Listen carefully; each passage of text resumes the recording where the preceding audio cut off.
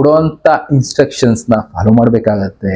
ಧರ್ಮದ ಹಾದಿ, ನೇಚರ್ನ ಪ್ರೊಟೆಕ್ಟ್ ಮಾಡೋದು, ನಮ್ಮ ರೆಸ್ಪಾನ್ಸಿಬಿಲಿಟಿ ಏನು ಅನ್ನೋದು ನಾವು ಅರ್ಥ ಮಾಡ್ಕೊಳ್ಳೋದು. ಇಂಥದನ್ನ ಮಾಡಿದ್ರೆ ಸಾಕು, ಭಗವಂತ ನಿಮ್ಮಲ್ಲೇ ಇರ್ತಾನೆ, ನಿಮ್ ಜೊತೆಗೆ ಇರ್ತಾನೆ.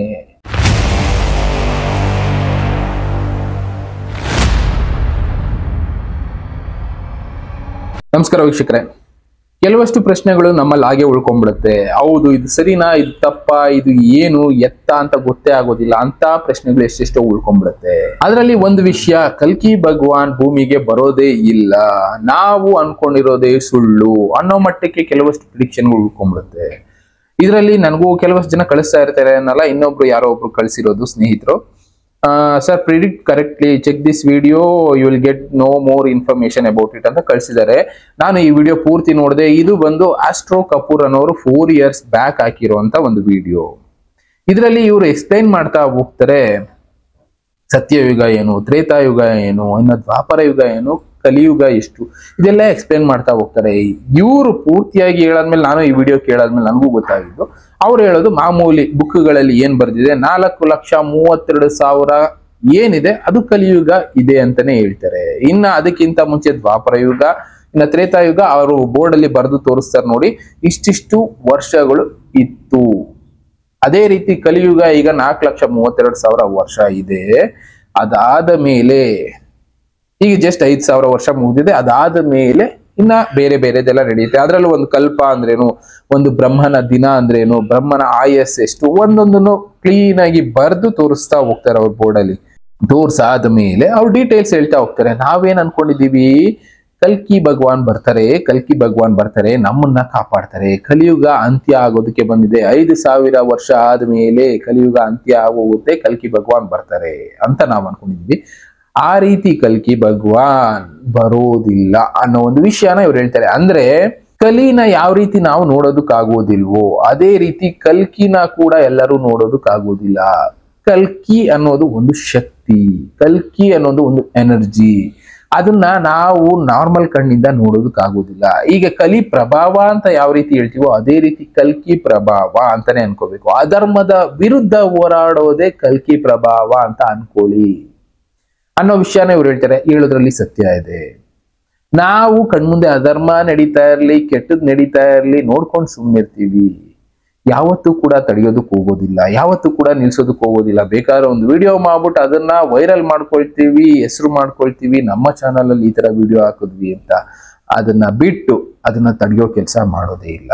ಕಲಿ ಪ್ರಭಾವ, ಹೆಣ್ಣು ಹೊನ್ನು ಮಣ್ಣು ಆಸೆ, ಈ ಎಲ್ಲದ್ರ ಮೇಲೂ ಇದ್ದೇ ಇದೆ. ಎಲ್ಲದ್ರಿಂದ ಮನುಷ್ಯ ಕಂಪ್ಲೀಟ್ ಆಗಿ ಆಸೆಗೋಸ್ಕರ ಏನ್ ಬೇಕಾದ್ರೂ ಮಾಡ್ತೀನಿ ಅನ್ನೋ ಲೆವೆಲ್ ಅಲ್ಲಿ ಬದುಕ್ತಾ ಇರ್ತಾನೆ.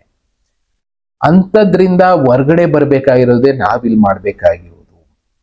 ಅಂಥದ್ದನ್ನ ನಮ್ಮಿಂದ ತೆಗಿಯೋದೇ ಕಲ್ಕಿ ಮಾಡ್ತಾ ಇರೋದು ಅನ್ನೋದನ್ನೇ ಇವ್ರು ಅರ್ಥ ಮಾಡಿಸೋ ಕೆಲಸ ಮಾಡ್ತಾರೆ. ಕಲ್ಕಿ ಭಗವಾನ್ ಅನ್ನೋದು ಒಂದು ನಂಬಿಕೆ. ಮನುಷ್ಯ ರೂಪದಲ್ಲಿ ಬರ್ತಾನೆ ಅಂತ ಇನ್ನೊಬ್ರು ಬರ್ದಿರ್ಬೋದು, ಇದ್ರು ಇರಬಹುದು, ಬರಬಹುದು. ಬಟ್ ಆದ್ರೆ ಅವರು ಬರ್ತಾರೆ ಅಂತ ಕಾಯ್ಕೊಂಡು ಕುತ್ಕೊಳ್ಳೋದಕ್ಕೆ ಹೋಗ್ಬೇಡಿ. ಬದಲಾವಣೆ ನಮ್ಮ ಕೈಯಲ್ಲಿದ್ದಾಗ ನಾವು ಮಾಡ್ತಾ ಇಲ್ಲ ಅಂದ್ರೆ, ನಾವು ಧರ್ಮದ ಹಾದಿನಲ್ಲಿ ಹೋಗ್ತಾ ಇಲ್ಲ ಅಂದ್ರೆ ಅದು ನಮ್ಮ ತಪ್ಪು, ಅರ್ಥ ಮಾಡ್ಕೊಳ್ಳಿ ಅಂತಾನೆ ಇವ್ರು ಹೇಳ್ತಾ ಇರೋದು. ನಮ್ಮ ಧರ್ಮದ ಕೆಲಸ ಏನಿದೆ ಅದನ್ನ ಮಾಡೋದನ್ನ ಯಾವತ್ತು ನಿಲ್ಲಿಸ್ತೀವಿ ಅಂದ್ರೆ, ಧರ್ಮ ಕಾರ್ಯಗಳನ್ನ ಮಾಡೋದನ್ನ ಯಾವತ್ತು ನಿಲ್ಲಿಸ್ತೀವಿ, ನಾವು ಅಧರ್ಮಿಗಳಾಗಿ ಬದುಕ್ತಾ ಇದೀವಿ, ಆ ಕಲಿ ಪ್ರಭಾವದಲ್ಲೇ ಇರ್ತೀವಿ. ಇವ್ರು ಹೇಳೋ ಪ್ರಕಾರ ಸ್ವಲ್ಪ ವೇರಿಯೇಷನ್ ಇರ್ಬೋದು, ನಾನು ಅದೇ ಹೇಳಿದೆ, ಒಬ್ಬೊಬ್ರು ಹೇಳೋದು ಒಂದೊಂದು ರೀತಿ ಹೇಳ್ತಾರೆ. ಇವರು ತ್ರೇತಾಯುಗ 12,96,000 ವರ್ಷ ಆಯ್ತು, ಇನ್ನು ಸತ್ಯಯುಗ 17,28,000 ವರ್ಷ ಆಯ್ತು, ಇನ್ನು ದ್ವಾಪರ ಯುಗ 8,64,000, ಅಂದ್ರೆ ಕಲಿಯುಗದ ಡಬ್ಬಲ್ಲು. ಅಂದ್ರೆ ನಮ್ಗೆ ಕಾಮಧೇನುನ ತೋರಿಸಿದ್ರಲ್ಲ, ಒಂದು ಕಾಲಲ್ಲಿ ನಿಂತ್ಕೊಳ್ಳುವಂತ ಹಸು ಕಲಿಯುಗ, 2 ಕಾಲಲ್ಲಿ ನಿಂತ್ರೆ ದ್ವಾಪರ ಯುಗ, 3 ಕಾಲು ತ್ರೇತಾಯುಗ, 4 ಕಾಲು ಸತ್ಯಯುಗ ಅಂತ. ಅದೇ ರೀತಿ ಇಲ್ಲೂ ಕ್ಯಾಲ್ಕುಲೇಷನ್ ಇರುತ್ತೆ. ಕಲಿಯುಗನ ಮಲ್ಟಿಪ್ಲೈ ಡಬಲ್ ಮಾಡಿದ್ರೆ ದ್ವಾಪರ, ಟ್ರಿಬಲ್ ಮಾಡಿದ್ರೆ ತ್ರೇತಾಯುಗ, ಇನ್ನು 4 ಮಾಡಿದ್ರೆ ಸತ್ಯಯುಗ. ಅದೇ ರೀತಿ ಇವ್ರು ಎಕ್ಸ್ಪ್ಲೈನ್ ಮಾಡ್ತಾ ಹೋಗ್ತಾರೆ ಮಹಾಯುಗ ಯಾವ ತರ ಇರುತ್ತೆ. ಇಷ್ಟು ಮಹಾಯುಗ ಆದ್ಮೇಲೆ ಒಂದು ಕಲ್ಪ ಬರುತ್ತೆ. ಒಂದು ಕಲ್ಪ ಅಂದ್ರೆ ಎಷ್ಟು, ಟೋಟಲ್ ಆಗಿ ಎಷ್ಟು ಕಲ್ಪಗಳಿದೆ ಅಂದ್ರೆ ಬ್ರಹ್ಮನ ಆಯಸ್ಸನ್ನ ಪೂರ್ತಿಯಾಗಿ ಎಕ್ಸ್ಪ್ಲೈನ್ ಮಾಡ್ತಾ ಹೋಗ್ತಾರೆ ಈ ಒಂದು ಬೋರ್ಡ್ ಅಲ್ಲಿ. ಕೊನೆಗೆ ಇದೆಲ್ಲದನ್ನು ಪೂರ್ತಿಯಾಗಿ ನೋಡಾದ್ಮೇಲೆ ನೀವು ಬೇಕಾದ್ರೆ ನೋಡ್ಬೋದು.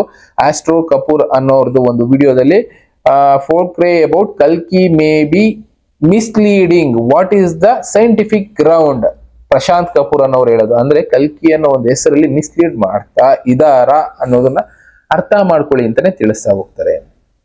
ಇಲ್ಲಿ ಹೌದು ಕೆಲವೊಬ್ರು ಕಲ್ಕಿ ಅನ್ನೋ ಹೆಸರಲ್ಲಿ ದುಡ್ಡು ಮಾಡೋದನ್ನು ಮಾಡ್ಕೊಂಡಿದ್ದಾರೆ, ಏನೇನೋ ಮಾಡ್ಕೊಂಡಿದ್ದಾರೆ ಬಿಡಿ.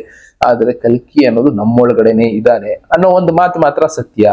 ಅವನು ನಮ್ಮನ್ನ ಒಳ್ಳೆ ದಾರಿ ಕರ್ಕೊಂಡ್ಬರೋ ಕೆಲಸ ಮಾಡ್ತಾ ಇದ್ದಾನೆ ಅನ್ನೋದು ಮಾತ್ರ ಸತ್ಯ.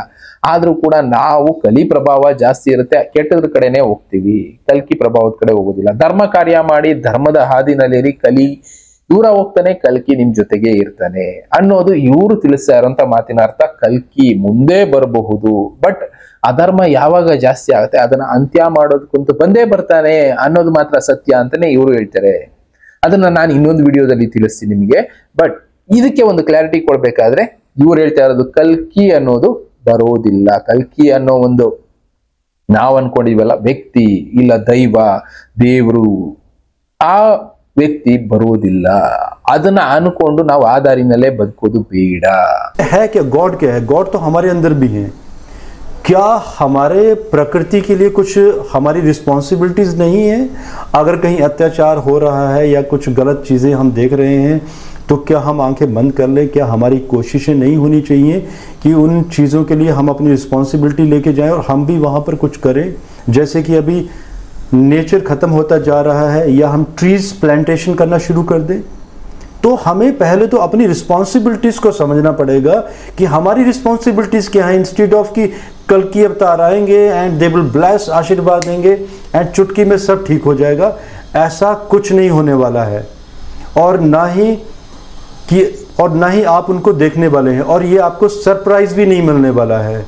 क्योंकि जब अवतार आते हैं, जब उनका एंड हो जाता है, जब वो इस पृथ्वी लोक को छोड़कर चले जाते हैं, उसके बाद ही मालूम होता है कि कोई अवतार आ चुका है. ಇವ್ರು ಹೇಳಿದ್ರಲ್ಲಿ ಸ್ವಲ್ಪ ಸತ್ಯ ಇದೆ, ಸ್ವಲ್ಪ ನಾವು ಆಲೋಚನೆ ಮಾಡ್ಬೇಕಾಗಿರೋದು ಇದೆ. ಕಲ್ಕಿ ಅವತಾರ ನಮ್ ಕಣ್ಣು ಕಾಣೋದೇ ಇಲ್ಲ ಬಿಡಿ. ತುಂಬಾ ಮಹಾನ್ ವ್ಯಕ್ತಿಗಳಿಗೆ ಕಾಣಿಸ್ಬೋದು ಯಾವುದೋ ಒಂದು ಸ್ವರೂಪದಲ್ಲಿ, ಇಲ್ಲ ಜ್ಯೋತಿ ಸ್ವರೂಪದಲ್ಲೋ, ಇಲ್ಲ ದೈವಿಕ ಸ್ವರೂಪದಲ್ಲೋ, ಇಲ್ಲ ಆಸ್ಟ್ರಲ್ಲಿ ಹೋದಾಗ ಯಾವುದೋ ಒಂದು ರೂಪದಲ್ಲಿ ಕಾಣಿಸ್ಬಹುದು. ಎಲ್ಲರಿಗೂ ಕಾಣುತ್ತೆ, ಅದು ಸುಳ್ಳು. ಹೌದು, ನಾವು ಅದನ್ನ ಒಪ್ಕೊಳ್ಳೋಣ. ಕಲ್ಕಿ ಅವತಾರ ಹೇಳಿರೋದೇ ಅದು.